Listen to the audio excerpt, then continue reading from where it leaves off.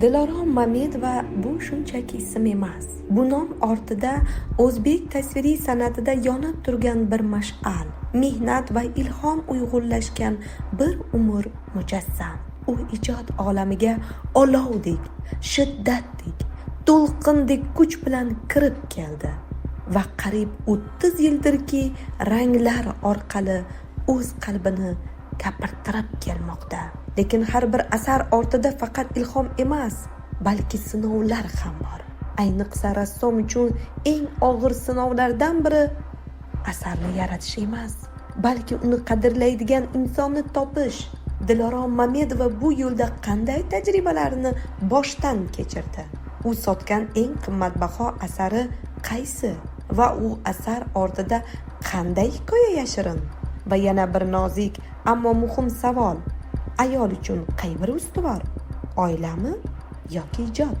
Yoki ular bir-birini to'ldiruvchi ikki qanotmi? Ushbu samimiy va o'yga to'ldiruvchi suhbatda biz nafaqat rassomning ijodiy olamiga, balki uning qalbiga ham sayohat qilamiz.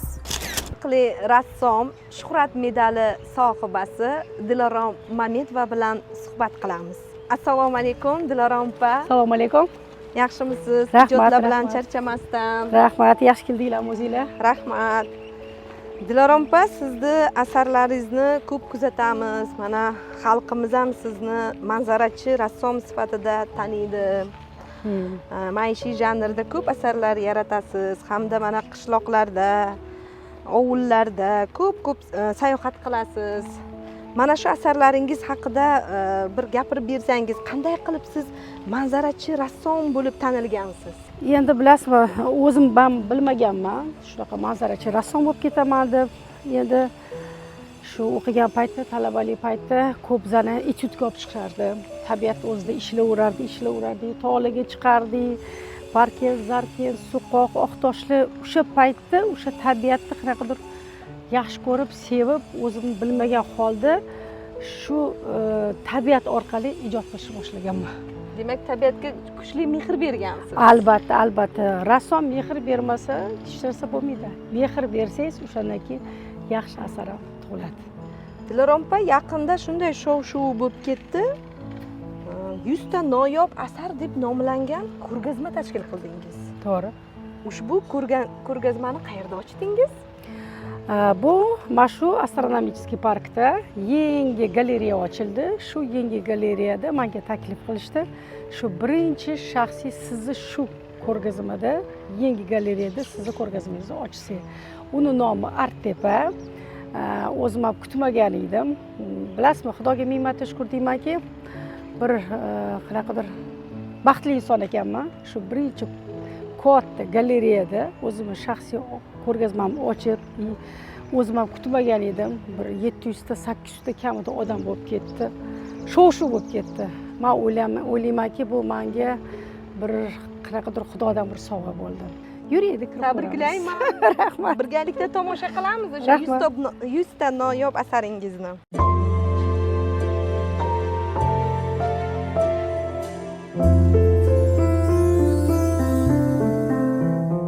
Dilorom opa, bundan 10 yil oldin bir katta shaxsiy ko'rgazma qilgandingiz. Men o'zim shu ko'rgazmangizga guvohi bo'lgan edim, ishtirok etgan edim.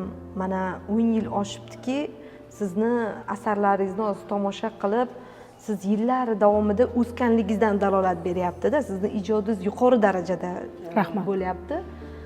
Mana shu mahobatli asarlar yaratibsiz. E'tibor beryapman. Qadimiy eshik yoki bir qadimiy shaharlar yoki bir chiroyli mamlakatimizdagi anorlarni aks ettiryapsiz mahobatli darajada. Mana shu asarlaringiz to'g'risida batafsilroq gapirib bersangiz. Dilorom opa, mana asarlaringizni tomosha qilyapman. Juda ham noyob san'at asarlarini yaratgansiz.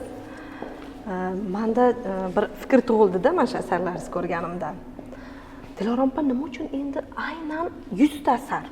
Nima uchun 1000 ta asar emas, yo 500 ta asar emas, yo 10 ta rasmlar emas? Noyob bir katta ustaxonangiz bor. Ustaxonangiz bor.